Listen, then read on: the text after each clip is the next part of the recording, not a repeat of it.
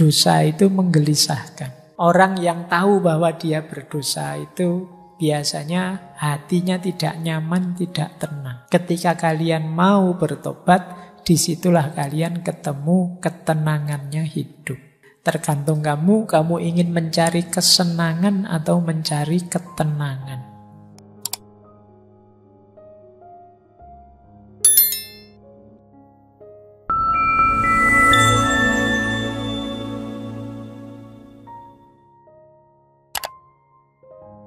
Assalamualaikum warahmatullahi wabarakatuh.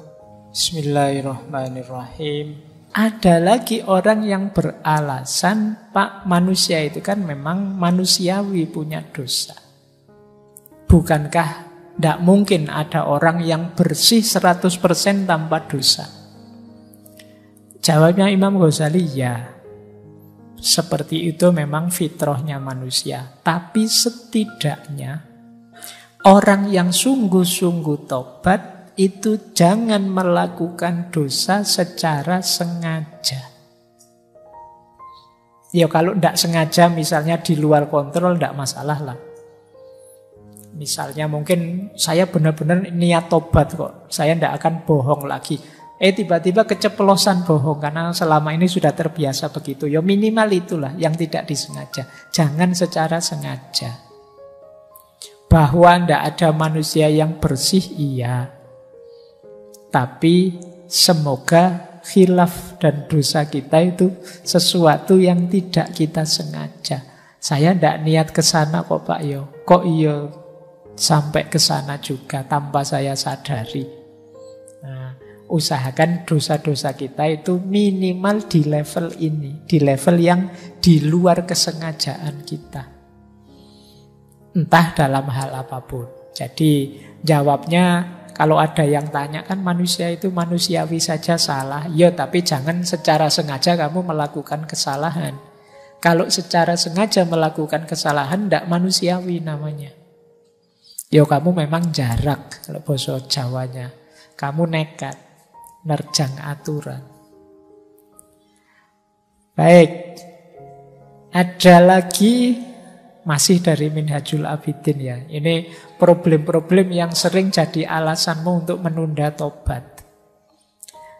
Kita sering beralasan seperti ini, Pak. Saya masih belum berani tobat, Pak. Saya khawatir nanti mengulang lagi dosa yang saya lakukan. Kata Imam Ghazali, kalau ada yang bilang begitu, bilang bahwa mungkin saja aku berdosa lagi di dosa yang sama, jadi tobatku ini tidak ada artinya. Saya belum berani tobat nasuha, Pak. Saya khawatir nanti dosa ini akan saya ulang lagi. Saya kenal benar kok Pak diri saya kayak gimana. Jawabannya Imam Ghazali gimana? Kalau ada orang bilang seperti itu, jawablah, sangkaanmu itu sebenarnya tipuannya setan. Dari mana kamu bisa memastikan nanti saya pasti kembali melakukan dosa itu? Kata Imam Ghazali, padahal ada loh kemungkinan lain, kamu tobat terus tiba-tiba kamu meninggal. Kan tidak mengulang itu sudah. Lah kalau kamu tunda tadi tobatmu, kamu meninggal dalam kondisi belum tobat. Tidak, tobatlah. Ada niat untuk tobat, tobat saja. Sepenuh hati. Wah, besok ternyata saya khilaf lagi, Pak. Ya tobat lagi. Kita tidak tahu batas umur kita di mana. Kata Imam Ghazali, setelah tobat mungkin kamu dipanggil pulang ke rahmatullah sebelum kembali mengerjakan dosa. Kalau seperti ini berarti kamu orang yang bahagia kan, bersih dari dosa, mati husnul khotimah.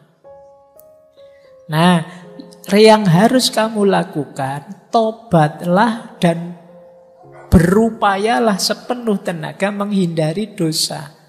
Kok yo kepleset khilaf masuk ke situ lagi, yo tobatlah lagi.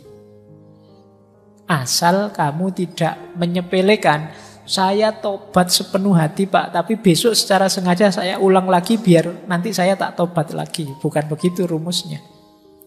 Setelah saya tobat, saya berjanji dan berusaha untuk tidak mengulang. Bahwa sebagai manusia kadang-kadang khilaf, kepleset, segera saya tobat lagi. Istighfar lagi. Nah, bukan kok karena manusia itu tempatnya salah dan dosa, maka izinkan saya melakukan salah dan dosa. Bukan begitu. Kita sering rumusnya keliru. Jadi ini kalau ada yang tanya begitu ya. Jadi kalau ada, nanti saya mesti mengulang lagi. Loh, apa jaminannya umurmu masih panjang? Memastikan kamu mengulang lagi itu menafikan Allah dengan irodahnya. Kalau Allah menghendaki, apa susahnya membuat hatimu terbuka dan terjaga terus dari dosa. Baik, nah Imam Ghazali menjelaskan di antara jalan kita untuk melebur dosa-dosa dalam bertaubat adalah menggusur dosa dalam diri kita dengan kebaikan.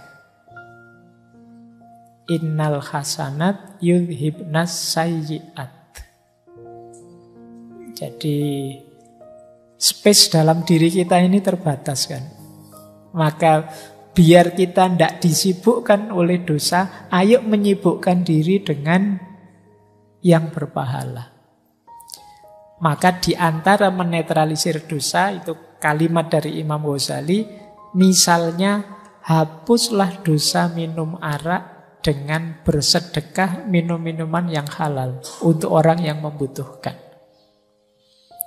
Nah, seperti minuman lezat yang disuguhkan pada orang-orang. Tebuslah, mungkin kamu terlalu sering mendengarkan headset, musik-musik, lagu-lagu, sehingga waktumu banyak terpotong oleh itu. Tebuslah dengan, kata Imam Ghazali, mendengarkan banyak bacaan Al-Quran.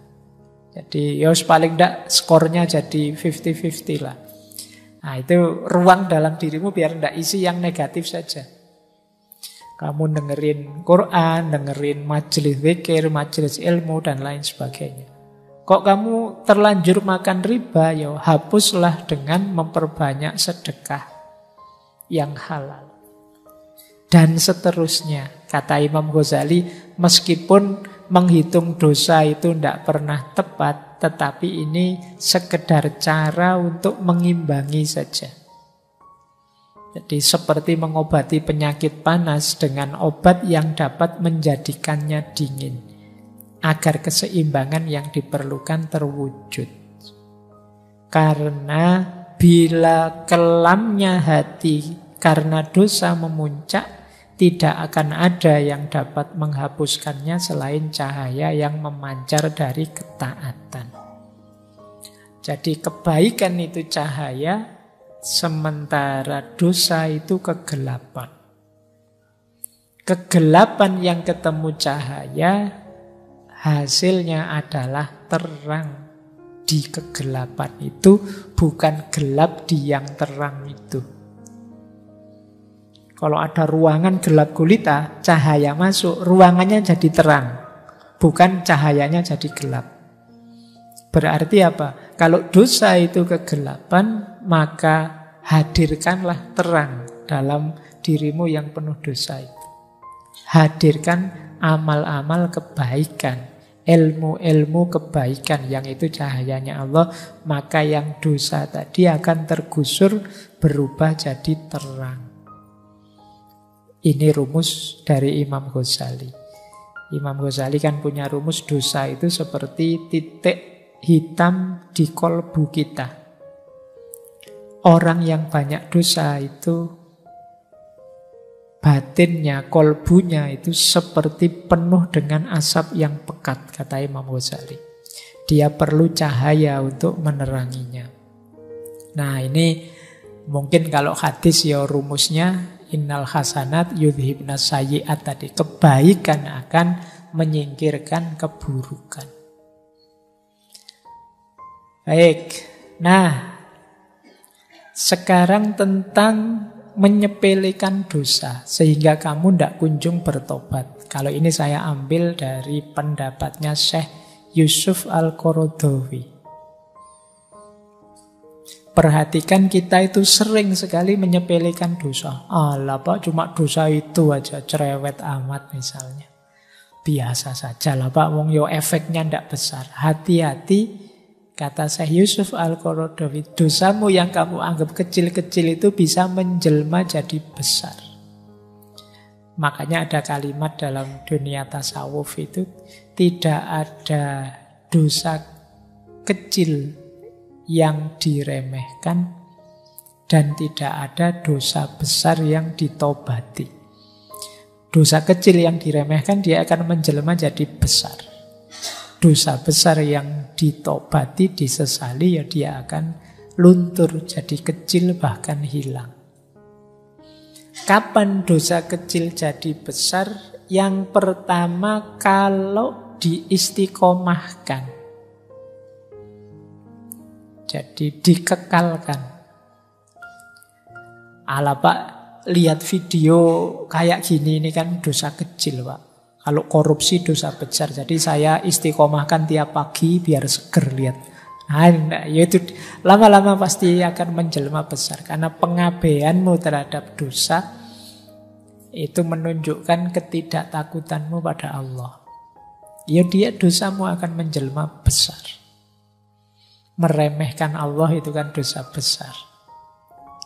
Yang kedua, menganggap remeh. Alah kayak gini saja kok. Alah wong cuma begini saja kok. Nah, ini kamu anggap remeh. Ketika kamu anggap remeh, yang kecil jadi besar. Meremehkan kesalahan. Yang ketiga, senang mengejarkannya. Enak ya Pak. Nikmat ternyata dosa itu Pak. Ya wis. Jadi kamu menikmatinya. Orang yang menikmati tidak mungkin menyesali. Mungkin dia tahu itu dosa tapi ingin mengulangi. Karena kamu merasakan nikmatnya. Jadi pengaruhi jiwamu. Ketika mungkin kamu melakukan dosa, sadarkanlah jiwamu bahwa kenikmatan dari dosa itu palsu. Boleh kamu cari argumennya, silahkan biar tambah mantep, tapi sadarilah bahwa kenikmatan dosa itu kenikmatan yang palsu. Mungkin memang enak, mungkin memang nikmat, tapi kalau ilmumu nambah, nanti akan ketahuan efek merusaknya. Tidak hanya untuk dirimu, mungkin untuk banyak lingkunganmu, mungkin untuk anak cucumu, dan seterusnya. Jadi ini yang ketiga. Kalau kamu merasa nyaman terus, ingin mengulang terus, ya dosa kecil bisa jadi dosa besar. Kemudian dosa kecil bisa besar kalau kita merasa aman dari hukuman Tuhan. Ini nanti akhirnya ya jadi menyepelekan. Allah itu ya Maha Penyayang, Maha Pengasih. Aku kan aliran yang paling diridhoi oleh Allah. Jadi mesti selamatlah aku. Jadi peremehan-peremehan seperti ini membuat dosa yang kecil jadi besar. Ayo ya melatih jiwamu untuk tidak menganggap bahwa Allah mesti mihak aku lah. Wong aku ini orang dalam kok. Aku yang punya kuncinya surga. Wong kuncinya surga itu sudah dibagi-bagi pada semua orang, katanya la ilaha illallah itu miftahul jannah. Barang siapa yang akhir hidupnya la ilaha illallah masuk surga. Saya melakukan dosa apa saja ndak apa-apa lah Pak. Nanti terakhir saya akan bilang la ilaha illallah. Menyepelekan. Jadi ya Islam itu ndak berat. Islam itu ndak rumit. Agama itu tujuannya memudahkan, tidak menyulitkan, tapi jangan diremehkan, disepelekan, sehingga kamu nabrak larangannya sambil menyepelekan. Ya seperti tadi rumusnya bahwa manusia itu memang makhluk khotok wan nisyan, tapi itu bukan alasan engkau sengaja melakukan khotok wan nisyan. Kemudian yang kelima, dosa kecil yang dipamer-pamerkan. Nah, Ini juga menunjukkan kamu bangga dengan dosamu. Saya tidak tahu, mungkin anak-anak muda hari ini lah kadang ya suka pamer aneh-aneh. Baru kali ini tahu rasanya ciu misalnya, whisky misalnya, terus dipamerkan, diposting, dipamer-pamerkan. Wah, seneng aku nih pacar baru, mau aja diajak kemana-mana, nginep juga oke misalnya. Terus kamu foto, kamu share fotonya kemana-mana. Dosa yang semula kecil bisa jadi besar.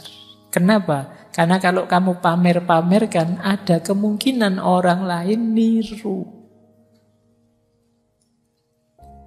Wah, kelihatannya kok asik ya kayak temanku itu. Aku tak beli ciu juga misalnya. Yang kecil bisa jadi besar.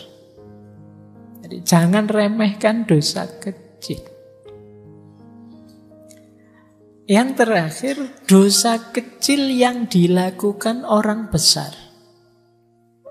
Panutan, orang terkenal, orang yang followernya banyak. Ini juga bisa menjelma dosa besar. Kenapa? Dia ini diikuti orang. Followernya ratusan ribu, dia malah mukuli istrinya misalnya. Wah, ini berarti lumayan ternyata. Mukuli istri bisa viral ini. Wah, aku tak nyoba viral kayak gitu misalnya. Semoga tidak ada yang begitu. Tapi ingatlah kalau kalian public figure, di level apapun, apalagi ulama,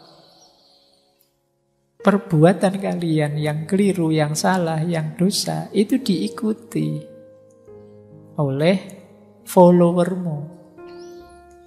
Ya alhamdulillah saya tidak punya follower. Aku tidak medsosan masalahnya.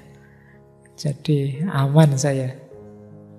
Oke, kemarin baru ganti foto itu saja, itu pun bukan saya.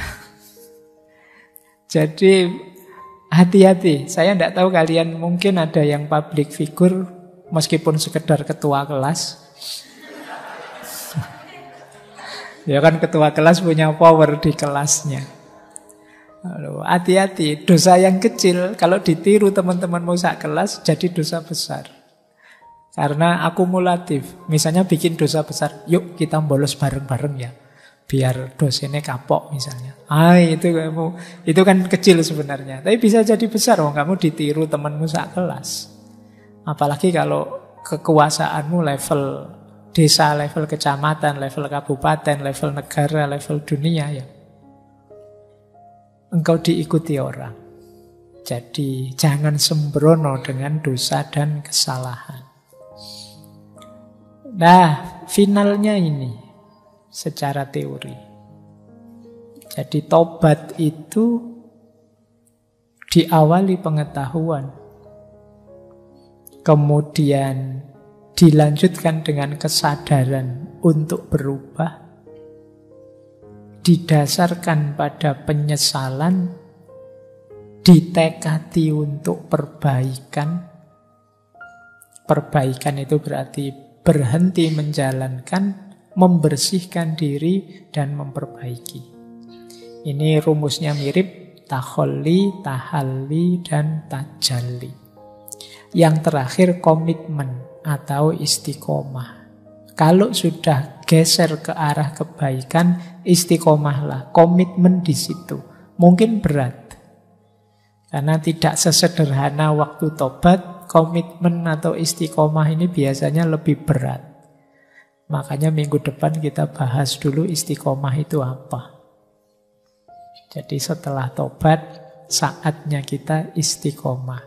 Ini sebenarnya ringkasan rumus dasar kalau kita ingin bertobat. Orang yang mau bertobat berarti orang yang sadar diri dan tahu diri. Bahwa kita ini manusia. Yang banyak khilaf, banyak alpa. Orang yang tidak mau tobat adalah orang yang sombong. Sebagaimana iblis. Iblis itu kan sombong. Merasa lebih tinggi. Merasa dia tidak salah pokoknya. Padahal sudah jelas-jelas salah. Nah ini cirinya orang sombong. Sombong itu syirik kecil. Baik, jadi ini rumus dasarnya tobat. Buahnya tobat apa? Kalau ini efeknya. Jadi itu saya bawakan 2 ayat, silahkan nanti kamu cari terjemahannya. Surat Hud ayat 52 dan surat Nuh ayat 10 sampai 12. Ini 2 ayat ini menunjukkan janjinya Allah, orang yang bertaubat itu akan diberi aneka ragam anugerah sebagaimana hujan dari langit.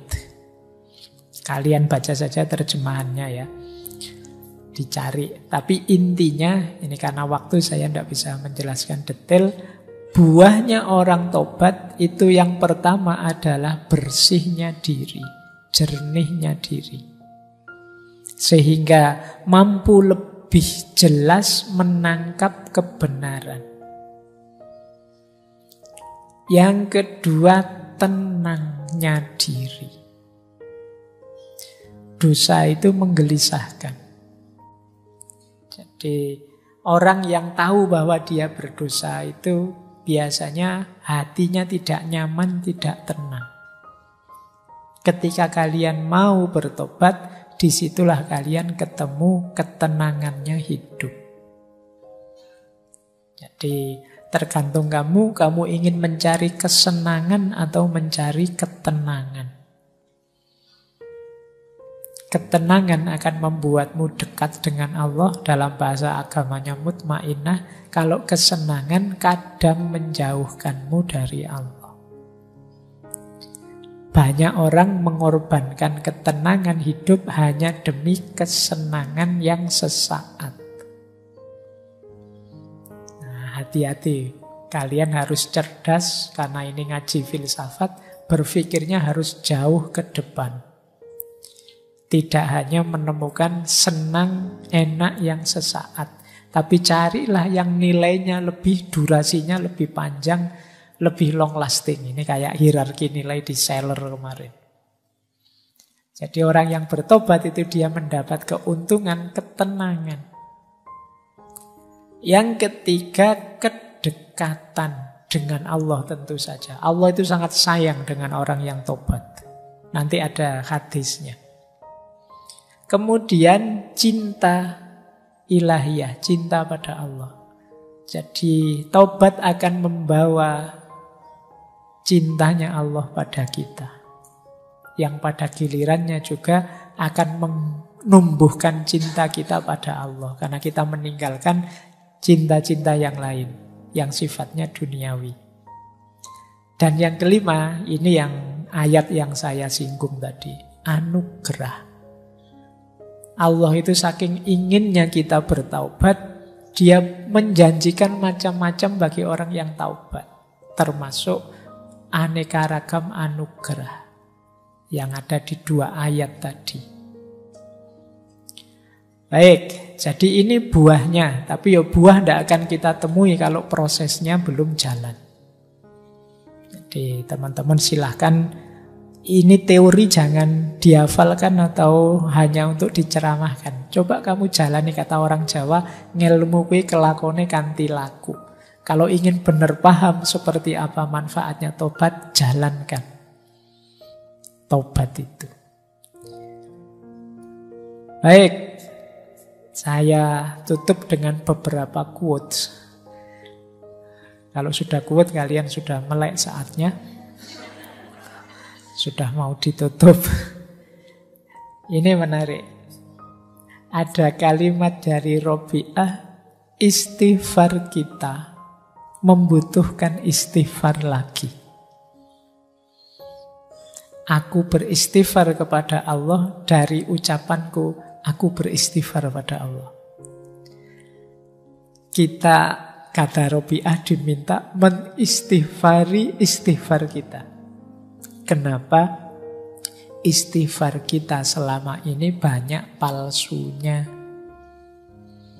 Setiap hari, mungkin setiap habis sholat kita astaghfirullahaladzim. Kadang-kadang kaget pun yang keluar dari mulut kita astaghfirullahaladzim. Tapi istighfar kita tidak ada yang serius. Buktinya apa? istighfar rutin tapi dosa juga jalan terus. Maksiat tidak kita rem sama sekali. Kesalahan tidak kita sesali sama sekali. Maka kata Robi'ah, aku beristighfar dari istighfarku sendiri. Istighfarku ternyata isinya bukan aku bertobat pada Allah, tapi justru istighfarku seakan-akan meremehkan istighfar itu sendiri dengan jalan dosa yang jalan terus, kekhilafan kemaksiatan yang tidak pernah aku sesali. Ini quotes pertama dari Robi'ah. Quotes kedua, ini nanti kalian renungi ya. Kalau ini menarik, kalau ini agak dalam. Ada orang bertanya pada Robi'ah. Orang ini merasa banyak dosa. Aku telah sering berbuat dosa. Dan semakin lama aku merasa tidak taat pada Allah. Apa kalau aku tobat, Allah mengampuniku? Robi'ah menjawab tidak. Tetapi kalau Allah mengampunimu, maka engkau akan tobat. Kamu pikir ya, ini agak dibalik logikanya. Jadi maksudnya apa? Keterbukaan hatimu untuk bertobat sungguh-sungguh itu hakikatnya sudah dibuka pintu ampunannya Allah untukmu. Anugerahnya Allah padamu. Diberi anugerah kok tidak diambil, ya berarti itu salahmu. Jadi bukan kalau saya bertobat Allah akan mengampuni. Allah akan mengampuni kalau Allah sudah mengampuni, maka aku akan terbuka untuk bertobat. Jadi tobat itu hakikatnya anugerahnya Allah. Maka tadi saya bilang, kapanpun kalian terbersit di pikiranmu untuk bertobat, itu adalah Sirotol mustaqim, cahaya yang diberikan oleh Allah, doa yang kamu minta tiap hari untuk ditunjukkan jalan lurus. Itulah bentuk pengabulannya Allah, antara lain dalam bentuk kesadaran dan niatmu untuk tobat. Maka jangan ditunda-tunda, jangan dinanti-nanti maksudnya nanti saja. Jadi ini nanti kalian renungi kalimat dari Robi'ah ini. Baik, saya tutup dengan beberapa kalimat dari Syekh Ibnu Athaillah. Saya akan baca saja, tidak saya jelaskan, mungkin sudah bisa dipahami mengingat waktunya. Ini saya ambil dari kitab Bahjatun Nufus, penerang jiwa, bukan dari hikam. Jadi ini kalian dengarkan ya. Perbuatan maksiat itu ibarat api, sementara kegelapan ibarat asapnya. Laksana orang yang menyalakan perapian di rumah selama 70 tahun, bukankah rumah tersebut akan menjadi gelap dan hitam? Demikian pula dengan kolbu. Ia akan menjadi gelap karena tumpuan maksiat. Ia baru menjadi bersih dengan tobat kepada Allah. Kehinaan, kegelapan, dan hijab terkait erat dengan maksiat. Jika engkau bertobat pada Allah, bekas-bekas dosa itu pun menjadi sirna. Saya lanjutkan lagi. Janganlah engkau berputus asa terhadap rahmat Allah dengan berkata, sudah berapa kali aku bertobat dan insaf. Terus kumat lagi, terus tobat lagi. Maksudnya begitu. Jangan putus asa, sebab orang yang sakit sewajarnya akan terus minum obat, mengharapkan tetap hidup dan menginginkan sehat selama ruh di kandung badan. tanpa pernah merasa putus asa. Jadi penyakitnya manusia yang namanya khotok wan nisyan itu mungkin setara dengan diabetes atau darah tinggi atau kolesterol. Penyakit-penyakit yang membuat orang butuh obat terus. Obatnya namanya tobat. Jadi tidak apa-apa, tidak usah putus asa. Pak, saya sudah dosa, tak ulang lagi. Tobat lagi, tak ulang lagi. Ya kayak orang minum obat, tidak apa-apa. Jangan putus asa. Teruslah bertobat. Yang ketiga, ketika seseorang hamba bertobat, maka rumahnya di surga merasa gembira. Demikian juga langit dan bumi, Nabi, juga Allah sendiri. Jadi ketika kita tobat, alam semesta sebenarnya bergembira merayakan tobat kita. Rasulullah bersabda, sungguh Allah jauh lebih bahagia karena tobat seorang hamba dibandingkan orang yang mengendarai untanya di padang pasir, tiba-tiba untanya tersesat dan menghilang darinya. Padahal di atas unta tersebut terhadap makanan dan minuman kepunyaannya. Akhirnya ia putus asa dan mendatangi sebuah pohon untuk merebahkan diri di bawah naungannya. Ia benar-benar putus asa dengan untanya. Ketika ia dalam keadaan demikian, tiba-tiba unta itu berada di hadapannya. Ia pun segera meraih tali kekangnya, dan karena amat gembiranya sampai-sampai ia berkata, "Ya Allah, Engkau hambaku dan aku Tuhanmu." Ia salah ucap karena luapan kegembiraannya. Ini hadis riwayatnya Muslim. Jadi gembiranya Allah ketika kita tobat itu digambarkan oleh Rasulullah di hadis ini seperti orang yang melakukan perjalanan naik onta. Tiba-tiba untanya hilang, dicari kemana-mana, tidak ketemu, dia sampai putus asa. Saking capeknya mencari, dia tertidur di bawah pohon.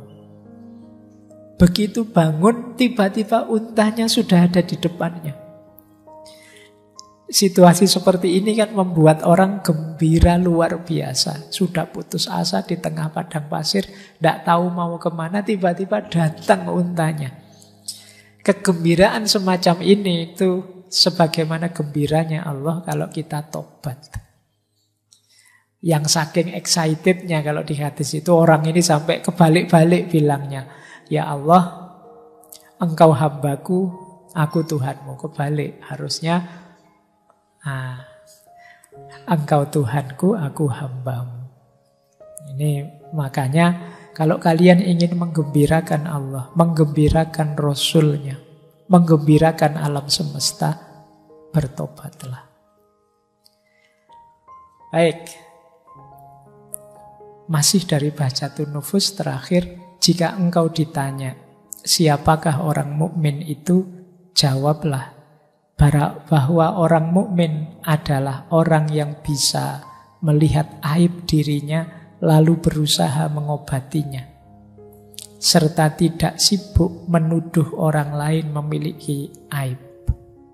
Jika engkau ditanya, siapakah orang yang hina? Katakan bahwa orang yang hina adalah yang menuduh orang lain bersalah serta merasa dirinya benar. Rasulullah bersabda, berbahagialah orang yang sibuk dengan aibnya sendiri sehingga lupa dengan aibnya orang lain.